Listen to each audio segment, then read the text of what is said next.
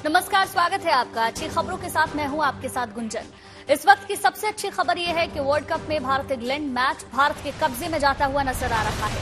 भारत लगातार छठी जीत की ओर अग्रसर नजर आ रहा है। टीम इंडिया ने पहले बल्लेबाजी करते हुए इंग्लैंड को 203 रनों का लक्ष्य दिया है और इंग्लैंड भारत की कसी हुई गेंदबाजी के सामने 5 विकेट खो चुका है। भारत की सधी गेंदबाजी के सामने इंग्लैंड के बल्लेबाज संभल नहीं पा रहे हैं।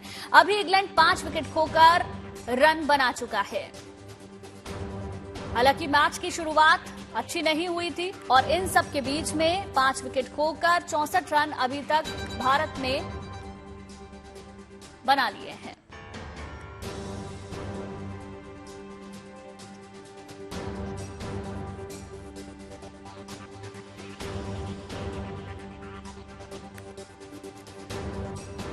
तो देखिए, बड़ी जानकारी आपको दे दें। इंडिया ने पहले बल्लेबाजी करते हुए इंग्लैंड को 230 रनों का लक्ष्य दिया और इंग्लैंड भारत की कसी हुई गेंदबाजी के सामने 5 विकेट खो चुका है। अभी तक आपको बता दें, इंग्लैंड 5 विकेट खोकर 64 रन बना चुका है।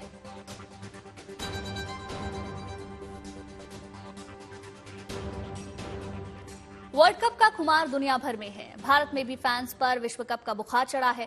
ओडिशा की राजधानी भुवनेश्वर में वर्ल्ड कप क्रिकेट के एक फैन ने तो वर्ल्ड कप ट्रॉफी की चॉकलेट रेप्लिका तैयार कर दी है और इसके जरिए भारतीय टीम के प्रति अपना प्यार दिखाया है। देखिए रिपोर्ट।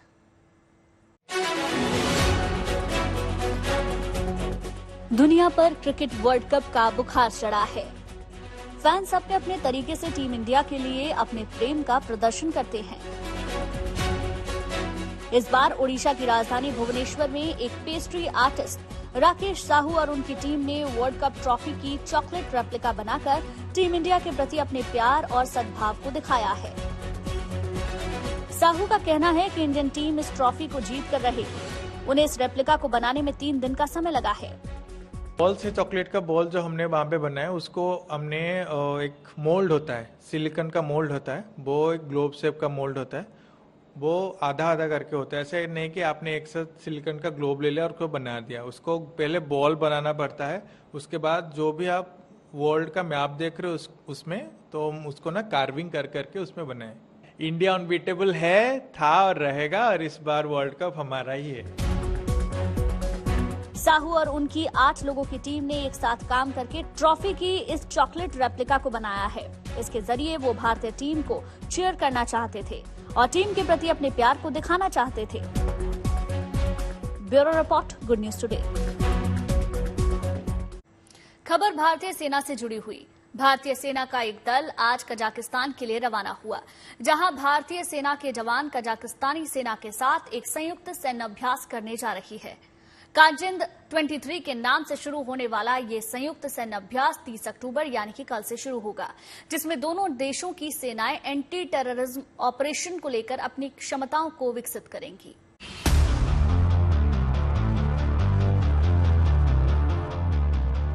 अपने रण कौशल को परखने, उसमें और निखार पैदा करने और भारत कजाकिस्तान के बीच सैन्य सहयोग को बढ़ाने के मकसद से भारतीय जवानों का दल निकल चुका है कजाकिस्तान के लिए, जहां दोनों देशों के जवान कारजिंद 2023 नाम से सैन्य अभ्यास करेंगे।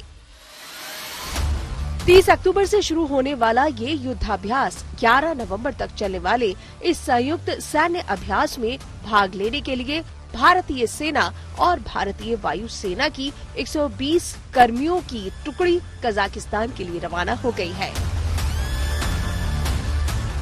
दोनों ही मुल्क की सेनाएं अपने अपने रण कौशल का शानदार प्रदर्शन करेंगी। भारत और कजाकिस्तान के जवान जंगल वॉरफेयर और सेमी अर्बन इलाकों में आतंकवाद से निपटने की रणनीति और कला कौशल का अभ्यास भी करेंगे। हर तरह के हालात में अपने ऑपरेशन को अंजाम देने में माहिर ये जवान इस अभ्यास के जरिए अपनी तैयारियों की तस्दीक करेंगे। भारतीय सेना की टुकड़ी में डोगरा रेजिमेंट की एक बटालियन शामिल है, जिसके नेतृत्व में 90 जवान शामिल हैं। वहीं कजाकिस्तान दल का प्रतिनिधित्व मुख्य रूप से कजाक ग्राउंड फोर्सेस के दक्षिण क्षेत्रीय कमान करेगी। इस अभ्यास में दोनों देशों की वायु सेना भी भाग ले रही है।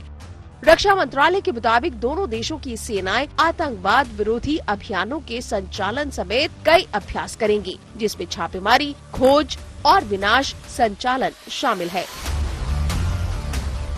भारत और कजाकिस्तान के बीच सैन्य अभ्यास का सिलसिला 2016 से चल रहा है। 2016 में प्रबल दोस्तीक अभ्यास के रूप में इस सिलसिले की शुरुआत हुई थी, जिसके बाद 2018 में दोनों देशों की सेनाओं के सालाना अभ्यास को काजिंद नाम दिया गया था और 2023 में काजिंद 23 नाम से ये अभ्यास किया जाएगा। सेना के मुताबिक ये साझा अभ्यास भारत कजाकिस्तान के बीच रक्षा सहयोग को नया आयाम देना और दोनों देशों के रिश्तों को और मजबूती देना है। Bureau report, good news today. इस बार दीपावली पर एक बार फिर से अयोध्या में दीपोत्सव का नया रिकॉर्ड बनाने की तैयारी है। दिवाली से एक दिन पहले 11 नवंबर को इस बार सरयू के घाटों समेत अयोध्या नगरी में 21 लाख से ज्यादा दीप जलाने का नया विश्व रिकॉर्ड कायम किया जाएगा। इस दौरान यहां दीपों से बनी राम मंदिर और भगवान राम की अनुपम आकृति का भी लोग दीदार कर सकेंगे। नए राम मंदिर में रामलला की प्राण प्रतिष्ठा से पहले ये आखिरी दीपोत्सव होगा, इसलिए रामलला के स्वागत में इसे और भी भव्य बनाने की तैयारी है। अगले साल मंदिर में प्राण प्रतिष्ठा के बाद अयोध्या में अलग ही माहौल होगा। इससे पहले इस बार दिवाली पर दीपोत्सव विशिष्ट तरीके से मनाने की व्यवस्था की गई है।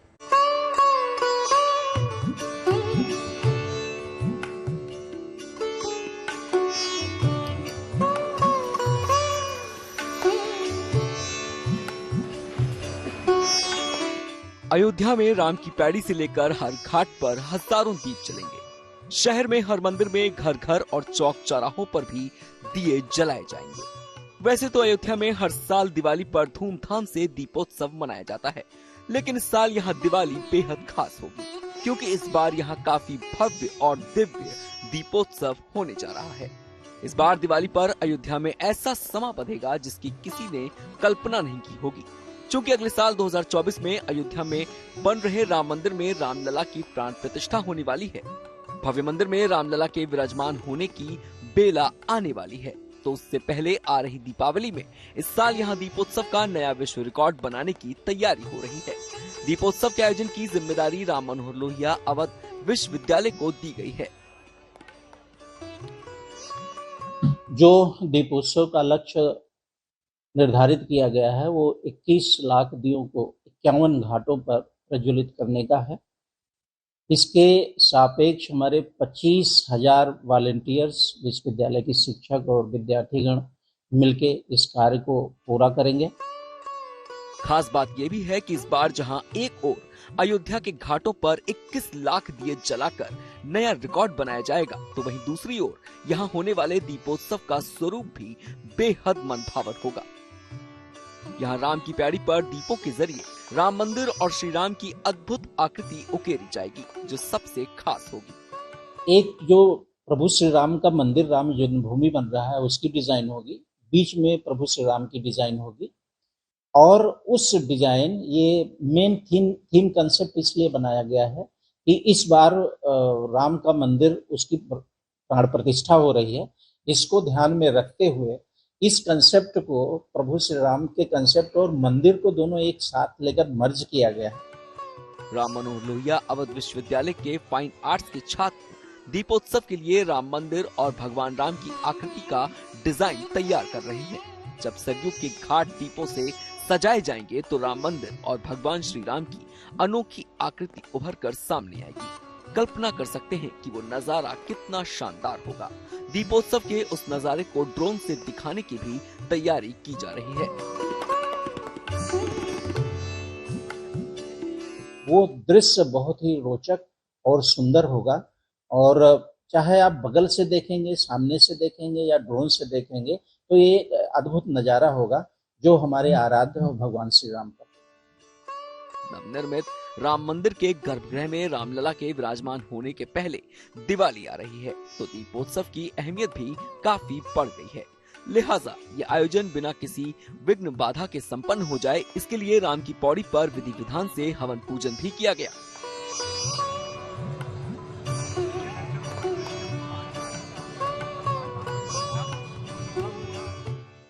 अयोध्या में दीपावली के शुभ अवसर पर सरयू किनारे भव्य दीपोत्सव का ये 7वां साल है।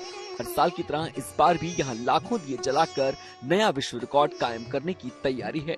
लिहाजा विश्वविद्यालय के छात्र और वॉलंटियर प्रशासन के साथ मिलकर इस काम को सफलतापूर्वक अंजाम देने के लिए जी जान से जुटे हुए हैं। आपको बता दें कि अयोध्या में भव्य दीपोत्सव 2017 से शुरू हुआ था।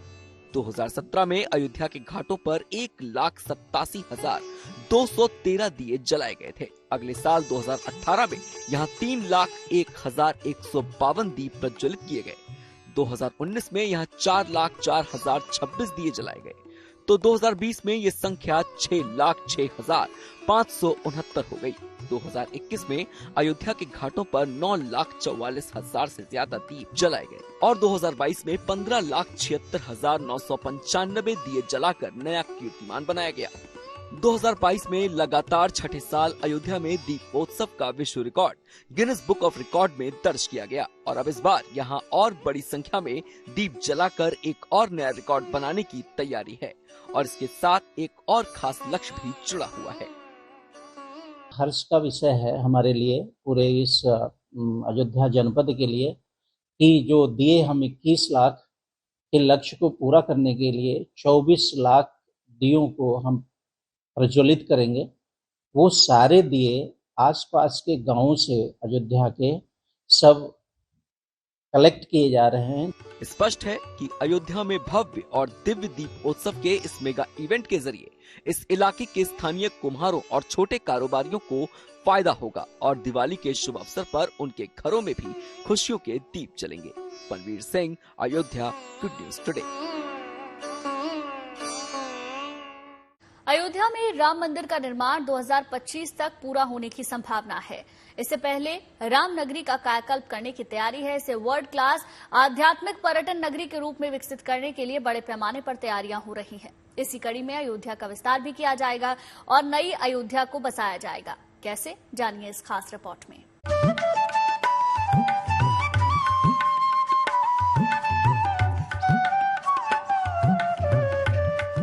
रामनगरी अयोध्या बदल रही है। अयोध्या नगरी सज और संवर रही है। आने वाले समय में काफी बदला बदला दिखेगा ये शहर।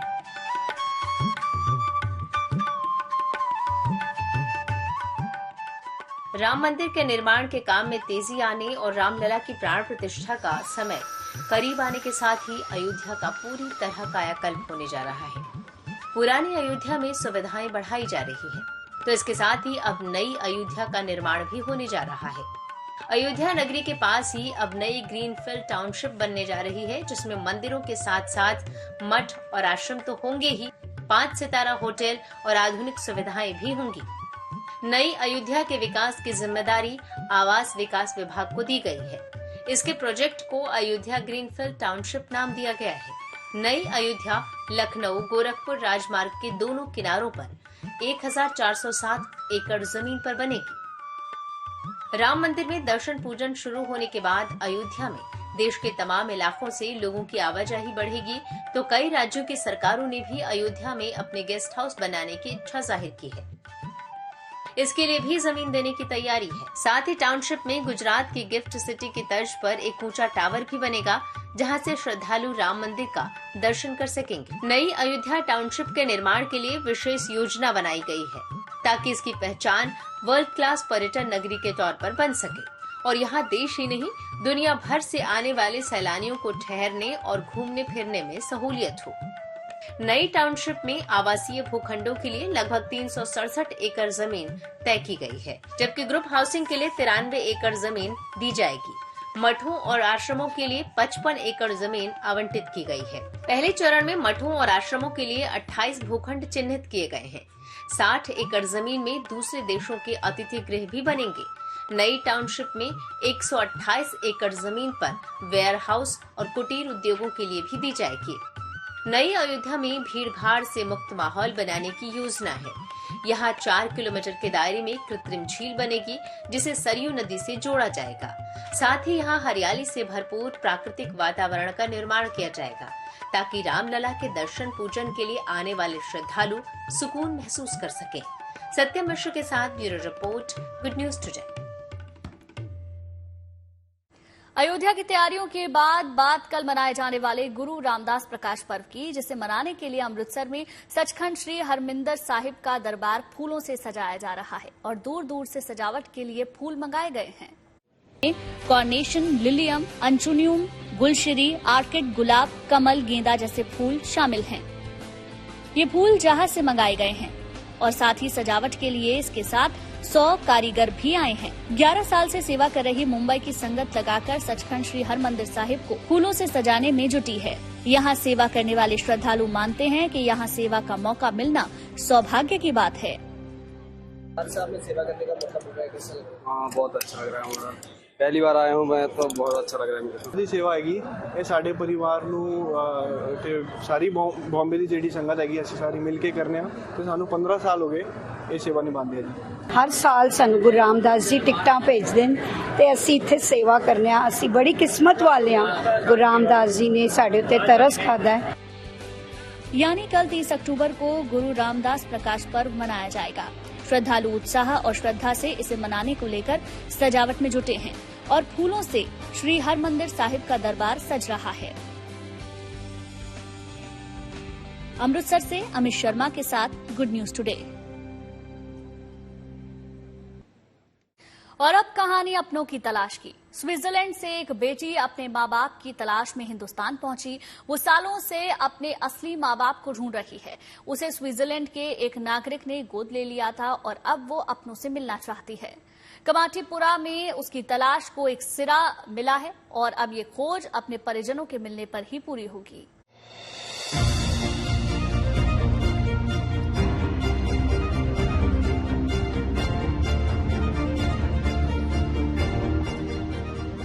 कुछ कहानियां ऐसी होती हैं जो कि बेहद दर्दनाक होती हैं, बट उसके पीछे जो तथ्य होते हैं वो बेहद ज़्यादा महत्वपूर्ण होते हैं। कुछ खोजें ऐसी होती हैं जो इंसान को 7 समुंदर पार से अलग अलग जगह पर लेके आती हैं, उसके पीछे भी बहुत महत्वपूर्ण कारण होते हैं। ऐसी आज कहानी आपको बताने जा रहे हैं जो कि 7 समुंदर पार की है और खोज जो है वो अपने माँ बाप की है। 7 समंदर पार कर मुंबई आई ये है स्विट्जरलैंड की मिरांडा पिंकी। उसे तलाश है अपने माता पिता की। 1998 में उसे स्विट्जरलैंड के नागरिक ने मुंबई के अनाथ आश्रम से गोद लिया था और अपने साथ स्विट्जरलैंड ले गए थे। लेकिन आज अपने असली माता पिता के बारे में जानने की उसकी चाहत उसे हिंदुस्तान खींच लाई। I want to find my relatives and parents because I have a lot of memories and I was 8 years in India and I'll miss the Indian type. Pinky 6 बार इसी तलाश में हिंदुस्तान का रुख कर चुकी हैं। बचपन की पुरानी यादों के सहारे और एक संस्था की मदद से उसने मुंबई के कमाटीपुरा इलाके में अपने असली परिजनों का पता लगाना शुरू किया। अनाथ आश्रम से मिले कागजों के आधार पर उसे माता पिता का नाम भी मिल गया है। हम समझ सकते हैं कि इतने सारे अडॉप्टीज वापस आते हैं, अपने रूट्स ढूंढने होते हैं उनको, और मैं कौन हूँ, मैं कहाँ से आया हूँ, कहाँ से आई हूँ, ये जो अर्ज है हम एक्सप्लेन नहीं कर सकते कि क्या होता है वो। और जब हम मिलाते हैं किसी बहुत सारे केसेस में हमने ढूंढे हैं माँ बाप, डीएनए से मैच किया है, उसके बाद में मिलवाया भी है, तो वो एक अलग ही एहसास होता है। कमाटीपुरा से पिंकी को ये तो पता चल गया कि उनकी माँ इस दुनिया में नहीं रही, लेकिन उनके मुताबिक ये खोज तब तक चलती रहेगी जब तक वो अपने परिजनों से नहीं मिल लेती। कुछ कहानियां होती हैं जिनकी चीज़ें जो हैं वो थोड़ी सी डिफ़िकल्ट होती हैं। लोग कोशिश करते हैं कि जल्द से जल्द ये चीज़ें जो हैं वो सॉल्व हो जाएं। पिंकी जो कि स्विट्ज़रलैंड से आई हैं, अपने परिवार को ढूंढ रही है, अपने माँ बाप को ढूंढ रही है। लगातार 10 साल हो गए और आज फिर एक बार वो यहाँ पहुँची है। पिछले 2 दिन से कोशिश कर रही हैं, मुंबई के अलग अलग इलाकों में गए हैं और यही कोशिश कर रहे हैं कि पिंकी अपने परिवार से जल्द ही मिले। कैमरामैन साहिल चौहान के साथ पारस दामा। इसी के साथ बुलेटिन में फिलहाल बस इतना ही, लेकिन अच्छी खबरों के लिए आप देखते रहिए गुड न्यूज टुडे।